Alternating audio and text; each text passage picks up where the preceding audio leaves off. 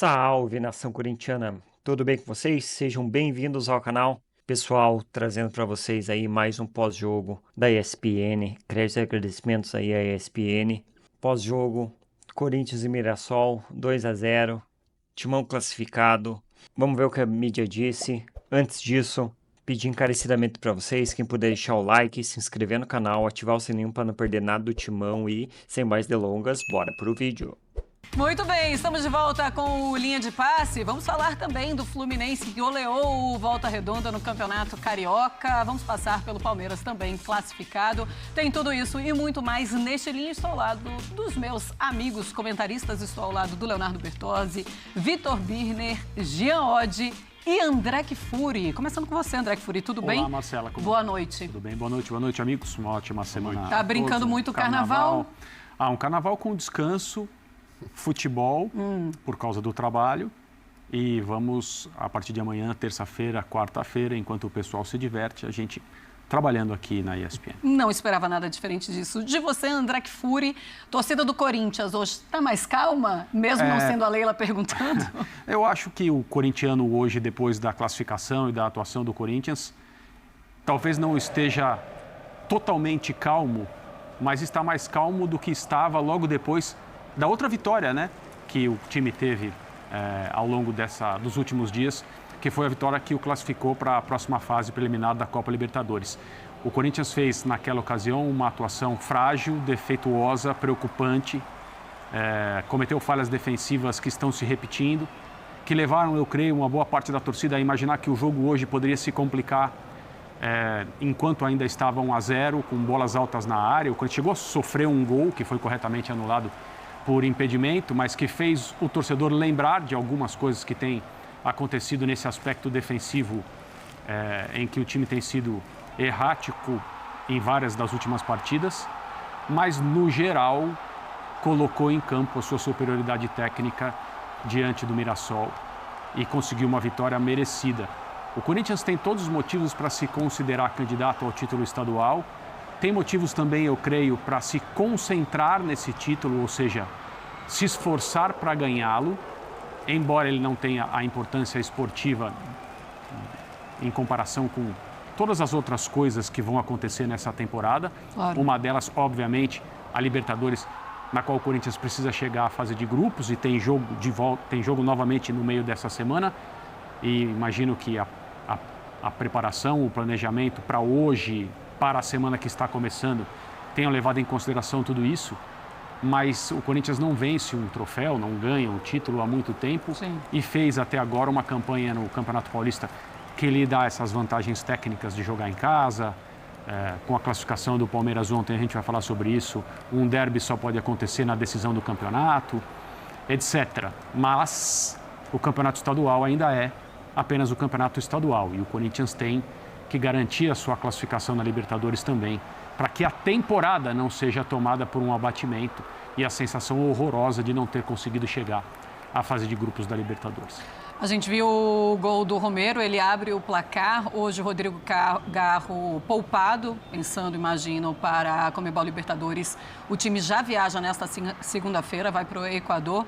Jean Oddi, gostou do time? Félix Torres também titular hoje. Gostou do time do Corinthians? Primeiro tempo, parecia um Corinthians como começou a partida contra a Universidade Central. Uma coisa meio morosa, parecia que estava ali naquela tranquilidade que não deveria estar, porque esse jogo valia a classificação, assim como o outro, né? Pois é, boa noite, Marcela, boa noite a todos.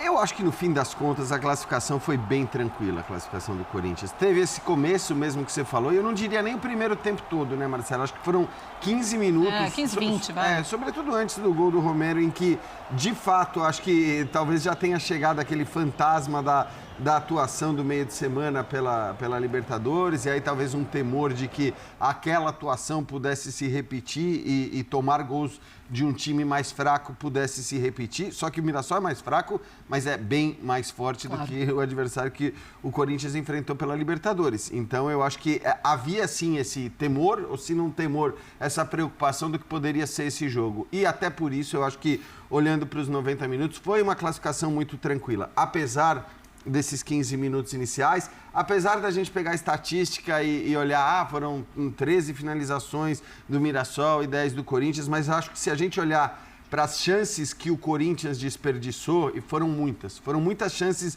de fazer o 2-0 até antes do que ele acontece, mas ele acontece num ótimo momento, né? Porque nesses jogos, você está ganhando de 1-0, mata, faltam 15 minutos, a coisa em geral muda nos 15 minutos finais. Mas é por isso que eu acho que não foi tão tranquilo assim, gente. Mas o gol saiu faltando mais de 15 minutos, ou 15 minutos, com os acréscimos, mais de 15 minutos para o final do jogo. Então, eu acho que o segundo gol saindo quando saiu, ele acabou dando a tranquilidade. Poderia ter saído antes, né? O Yuri Alberto perde umas 3 boas chances, o Martínez perde uma boa chance. Então, acho que você tem umas 4 ou 5 possibilidades de repente, matar o jogo até antes. Mas o Corinthians matou o jogo, confirmou aí a sua melhor campanha, se classifica, eu acho que com relativa facilidade, contra um time que é bom lembrar, é time de Série A do Campeonato Brasileiro, quer dizer, não é um adversário qualquer. É claro que é um Mirassol que não vive o seu melhor momento. Foi um Mirassol que começou muito bem o campeonato estadual e vive um péssimo momento. Então, ok, o Corinthians venceu um time que não vive o seu melhor momento, mas que, pela mudança toda de contexto, né, oferecia riscos, sim. Para mim, os riscos acho que foram pequenos e o Corinthians avança com justiça também, porque esse regulamento, né? Você joga tanto jogo pouco útil, para não dizer inútil, e aí chega e tem que resolver a vaga numa partida simples, às vezes acontece de você sair e o time de melhor campanha avança para a próxima fase. Pois é, melhor campanha avança para a próxima fase, então na semifinal vai jogar em casa também e pode, se passar para a final, aí deve jogar o segundo jogo também na Neoquímica Arena. Vitor Birner, muito boa noite, torcedor do Corinthians hoje, era para ter essa tranquilidade mesmo e foi assim que você assistiu a essa partida? Conseguiu a classificação com tranquilidade que o Jean achou? Tudo bem, Marcelo? Tudo bem. Boa noite a Boa você. Noite. André, uma ótima noite. Jean, Léo, as fãs do esporte. Eu acho que a classificação foi razoavelmente tranquila. Tá. Quando o corintiano pensa nos jogos da Libertadores, ele nota um time melhor. Quando ele pensa na melhor versão corintiana na primeira fase do estadual, o Corinthians foi o time que jogou melhor futebol na primeira fase do estadual, ele não gosta muito do que viu hoje. Porque pegou o Mirassol, que na verdade o sistema de marcação do Mirassol é um horror, né? É a segunda pior defesa do Campeonato Paulista. O Jean falava, o time da primeira divisão do Brasileiro. Com o futebol que apresentou na primeira fase do estadual, voltará rapidamente à segunda divisão sem sequer conseguir mostrar qualquer tipo de competitividade, porque é um time que marca muito mal. Porém, a Universidade Central é mais fraca que o Mirassol. E o Corinthians hoje produziu muito mais com a bola do que produziu contra a Universidade Central. Tem os problemas defensivos, e aí tem um pouco a ver com a ideia de jogo, do 4-3-1-2. E é um dilema para mim isso, porque com esse desenho tático, o Corinthians jogou o seu melhor futebol desde o ano passado. A arrancada do Campeonato Brasileiro, o Corinthians, vale lembrar, até agora só perdeu um jogo nessa temporada. Foi tudo com esse 4-3-1-2. Só que isso deixa espaço pelos lados e o time, quando não consegue pressionar, fazer uma marcação bem legal na frente, mais intensa, ele fica bastante vulnerável. Sim. E aí, a dupla de zaga corintiana, que é uma discussão, porque eu duvido que algum corintiano saiba agora qual tem que ser a dupla de zaga titular, fica bem exposta. O time tem alguns problemas ali de marcação na jogada aérea. Ou seja, tem coisas boas nesse jogo, o trabalho com bola, a entrada do Romero, a estreia do Anrileri com um passe muito bem feito, né? Acho que tem boa chance de ganhar a posição do Matheus Bidu. E tem algumas coisas discutíveis, então eu imagino que o Corinthians está feliz, mas quando ele olha para frente e imagina talvez, a gente não tem certeza, se o Santos passar talvez confronto contra o Santos, de Neymar, Sim. o Santos crescendo, sabe que precisa jogar mais bola do que jogou essa semana. Certo. Léo Bertozzi, tudo bem? Muito boa noite. Corinthians, então, classificado para essa semifinal. Você acha que o torcedor do Corinthians já está pensando se por acaso o Santos passa? Como é que vai ser essa semifinal? Tudo bem, Marcelo? Boa noite. Pode pegar o São Paulo também, depende dos resultados, né? É isso. Bom, boa noite a você, boa noite aos passado. companheiros. Um excelente carnaval aí pro nosso querido fã de esportes. Eu acho que ele tem que olhar uma coisa de cada vez. Esse jogo da quarta-feira é enorme. Eu entendo quando o André levanta a questão da importância do título e é importante para quem comemorou muito pouco nos últimos anos. mas estar na fase de grupos da Libertadores é fundamental, inclusive para o caixa do Corinthians, que é um time que tem um orçamento consideravelmente alto. Mas é óbvio que a perspectiva de um clássico na semifinal também é bastante atrativa, bastante interessante, né? São dois rivais difíceis, o Santos mais encorpado, o São Paulo que foi o único a vencer o Corinthians esse ano e também tem grandes jogadores, então tudo isso passa na cabeça do torcedor. Acho que hoje não dá nem para comparar com o que foi a Universidade Central, em termos de drama, em termos de sofrimento, em termos do torcedor ficar com aquela angústia até o final do jogo, não. Agora, tem algumas coisas para entender. Primeiro, se você num jogo importante, e isso vai ser muito importante também na Libertadores, se você num jogo desse tamanho, você tem a quantidade de chances que teve no primeiro tempo, tem que render mais, tem que fazer. O Corinthians tinha, pelo que rendeu, especialmente entre o primeiro gol e o intervalo, ter aproveitado melhor as chances. Até pelo saldo de gols no mata-mata. Sim, faz diferença. Então poderia sim ter feito um pouquinho mais. De resto, assim, o Mirassol tem muita fragilidade defensiva de fato. O gol é muito bem construído, mas é um gol que tanto o Angelelli quanto o Memphis têm muita liberdade, que equipes melhores dificilmente vão conceder. Esse é um ponto. O outro ponto é, o que o Birne já tocou aqui brevemente, o sistema defensivo do Corinthians. Sim. Que hoje foi pouquíssimo exigido. Na quarta-feira foi e não passou no teste. E o corintiano sabe hoje qual que é a zaga ideal do Corinthians? Aliás, o Ramon sabe qual que é a zaga ideal do Corinthians. Para você, Gustavo Henrique e o Félix Torres mesmo? É que o Gustavo Henrique ainda não está pronto, né? Mas, por exemplo, dessa turma toda, quem tem jogado melhor esse ano é o Tchoca. E que tem merecido até mais oportunidades. Mas se a final do campeonato é amanhã, será que o Ramon já tem ideia? Vai com o André Ramalho e Tchoca? Vai colocar o Félix Torres como colocou hoje? Não sei se ele sabe, tá? Talvez até seja perguntado sobre isso na coletiva. Mas o Corinthians tem sofrido, isso não é só dupla de zaga, tá? Mas o Corinthians tem sofrido com bola aérea nesse começo de ano. Hoje não foi um problema, mas eu acho que andando para frente na temporada são coisas para entender. Não foi um problema, mas ainda leva gol. Estava impedido, mas ainda leva o gol, era de bola parada, vem uma bola aérea e acaba levando esse gol. Tem alguma dupla de zaga que você olha e você consegue apontar, Jean, André? Vocês conseguem apontar para essa dupla de zaga que vocês acham que é a melhor para o Corinthians? Eu tô um pouco como o Bertozzi, eu acho que nesse momento é difícil mesmo, porque não é que você tem alguém que se destaca quando você é um jogador indiscutível e você fala, bom, esse aqui mesmo que não esteja bem, você pode dizer que ele está muito acima dos outros. E você não tem uma dupla, né? Não tem que como dupla mesmo tenha se mostrado muito melhor, né? Sim. Agora, eu quero ouvir a entrevista dele a respeito da mudança na dupla de zaga, porque acho que isso é interessante também, entender se o que aconteceu hoje é um reflexo do que aconteceu no meio de semana, se o que aconteceu hoje é uma atitude pensando no próximo confronto de Libertadores. Então, eu acho que é interessante também ouvir o treinador nesse caso, porque é o tipo de pergunta da qual você não tem muito como fugir. Não dá muito para enrolar. Mas eu acho que, assim, o Corinthians tem jogadores com capacidade. O próprio Gustavo Henrique, que acho que, assim, a gente lembra do melhor Gustavo Henrique e sabe que ele é um jogador de qualidade, foi um jogador... O melhor Gustavo Henrique é titular absoluto. Sim, exatamente, né? Exatamente. Então, assim, a gente lembra, né, a quem esse time, esse jogador interessou, a quais clubes europeus esse jogador interessou. Então, acho que a questão ali não é falta de material, não é falta de qualidade, é a necessidade de você encontrar a dupla, como você falou. Agora, essa dupla ainda não existe. E, claro, o período de teste, o período de experimento, já foi, né? Porque eu sempre digo, eu acho que a fase de grupos do campeonato estadual é para isso.